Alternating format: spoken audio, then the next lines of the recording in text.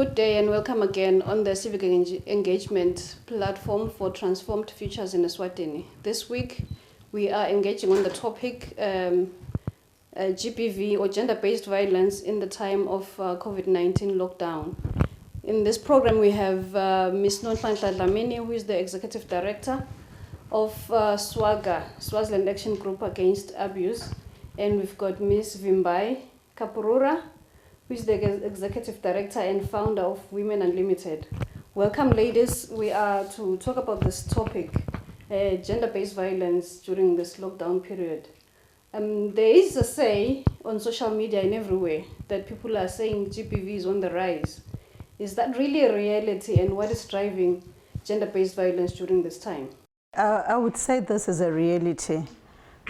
Mostly because even before COVID-19, statistics were basically revealing that 85% of abuse that is happening at home and amongst people that they know. It could be at home or at school or anywhere, but 85% it's a person that you know.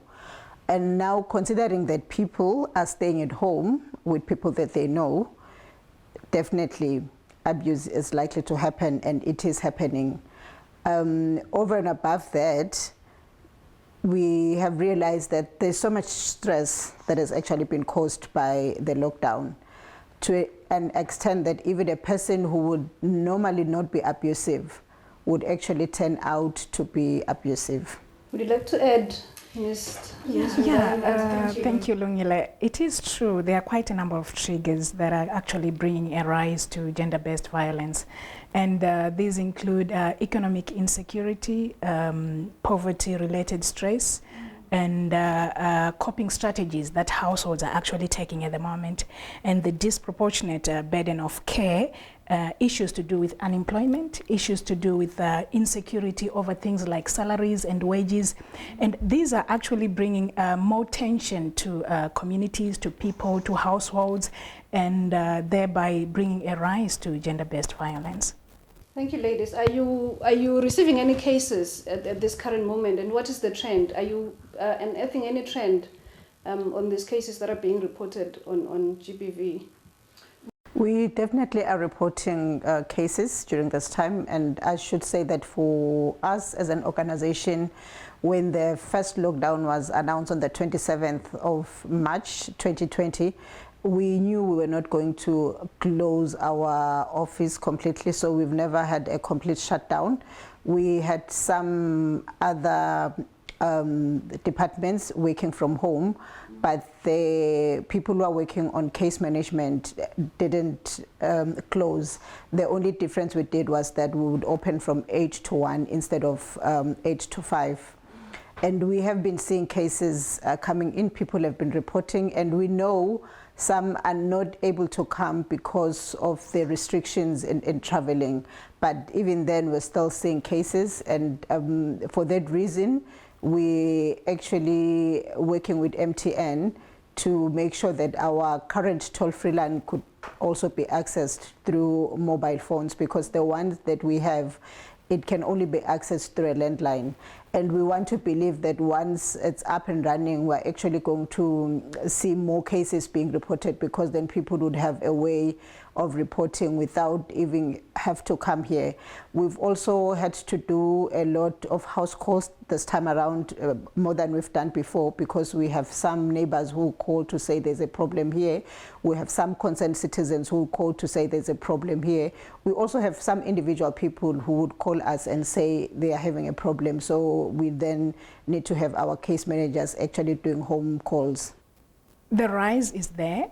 The reportage is actually on the rise. Cases are coming, but not as we expect them, because there is travel restrictions due to the lockdown. So you find not many cases are coming in, but we are sensing a spike in a spike on GBV at the moment.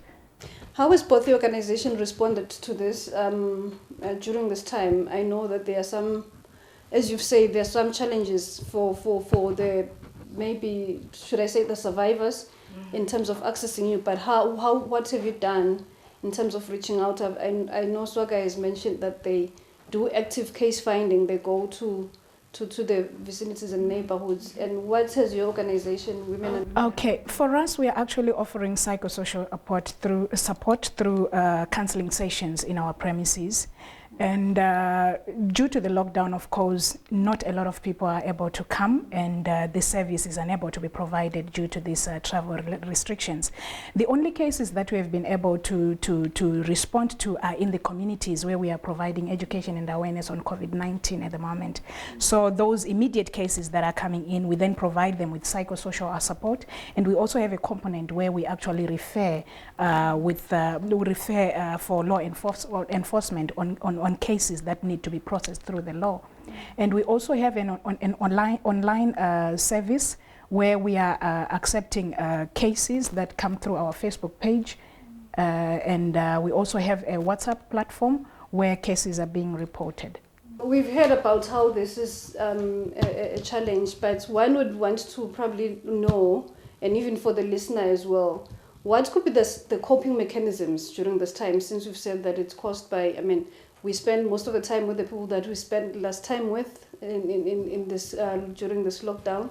What could be some of the coping mechanisms that couples or families can adopt to minimize GBV during this lockdown period, particularly? I would say first and foremost, what is important is that people really need to get used to staying together, because it's something that is happening and it looks like it will still continue to happen. And what I've said is that with some people, they've actually used this opportunity to even know each other, because for quite some time we have been a society that has been very busy. We wake up in the morning, we're rushing to work or school. We didn't have as much time as we are having now. So what I would say is people need to embrace that and sort of work together. But the other thing that I've actually seen working, particularly for those couples that you can see that it's working, is to try and share their household chores. Because it becomes sad when you have people in the house and then the other one is seated on the couch the whole day, while the other one has to wake up, go prepare breakfast, probably leave someone in bed, and then come back to make up the bed because someone who has two hands has decided that she's not going to make up the bed, and do some laundry and do the cleaning of the house and everything, while the other person is basically changing channels on TV, that is if they have TV. Even if they don't, you find that the other person will actually be busy with other things, fetching water in a traditional setting and that kind of thing. So I've seen that in couples where they do things together, there isn't much of chances of actually having the violence. But then the other thing is, I think people need to learn on how to deal with anger. There's a lot of anger management skills or techniques, because quite often you find that they would get into a quarrel and then someone would beat somebody else because he's probably angry over something. So another thing would actually to try and do some exercise together, so that even if you feel like you are heated at that moment because maybe there's that quarrel, just go out and do some exercises, and probably by the time you come back, that energy that you have would have sort of cooled off. So I would say that would be the other thing. Then they need to find new ways of doing things, probably things that they didn't do before, like maybe reading. And I know that there's some other books that are available for free online during this time, or even if you get to this old book that you've read before, but get yourself to do something. Do some gardening outside. This time is basically going to bring a whole lot of challenges. So even if you're staying in a flat, you don't have land, maybe get some old tires, put in some sand there, keep yourself busy. You'll be watering your seedlings, see them grow, and sort of gain some satisfaction in doing something. Try new recipes. There's a lot that people could do to while away time, because what also causes the tension is that people are lying idly. When this lockdown started, we were all excited. We had some kind of free leave, if I may put it that way. But as the days are being added, it's then daunting to people that know this is not life. It's not easy. And in fact, most people now are beginning to even appreciate how people who are not employed feel, because the feeling of actually having to stay in the house the whole day without having to do anything, when all along you've been used to waking up and going somewhere. And worse than, some people are used to hanging out in discos or bars, some church services. So whatever that people were using as a form of entertainment to them, it's not available. So it's definitely causing a lot of stress. So I think people should just find some alternative means that would actually help them deal with the current situation. Do you have any additions? It's just that all these stresses are actually intensifying domestic tensions, and they are forcing families to lock down in what is statistically the most dangerous place for a woman to be, which is home. Basically, home isolation is what literally gives the abusers the opportunity to inflict more harm and more pain to the vulnerable. And this is the time when a lot of this is happening at the moment. And we are saying, do something like what Nonhlanhla is saying. Do something together. Try to bond at this time. Try to cook together, try to wash together. I know it's not easy for men, I understand.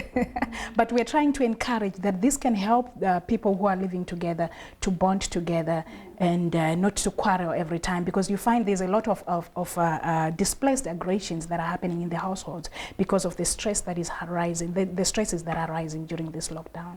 I know we've spoken so much about GBV during the lockdown. Probably listeners would be interested in getting to know how to contact you in case they face these challenges. How do they reach SWAGAA? How do they reach Women Unlimited to report cases maybe, or maybe to even engage more and try to learn more? For SWAGAA, like I said, our sites are not closed. We are currently operating from 8 to 1. We have our main offices in Manzini, just above the Dubs, opposite the Council of Churches building.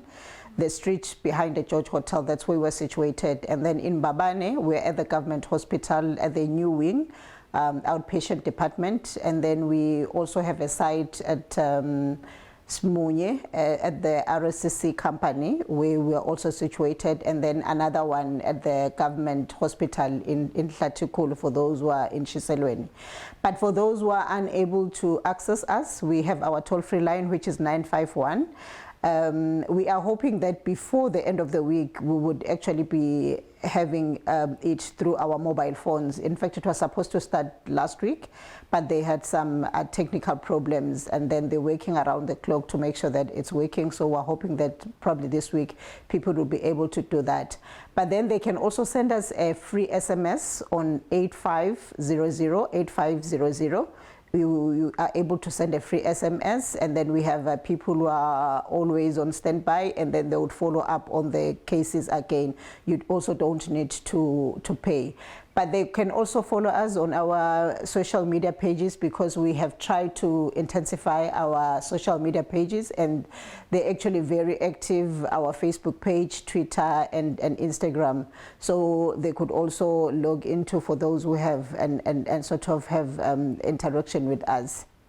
Women Unlimited is currently situated at Stocksco building in Mbabane Industrial Site, just next to Apollo. Yeah, and we also have an active Facebook page where we can receive cases at any time.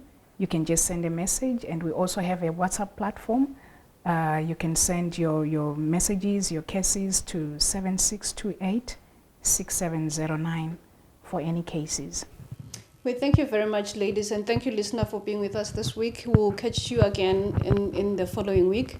We'll be discussing other issues as well. Thank you very much for being with us.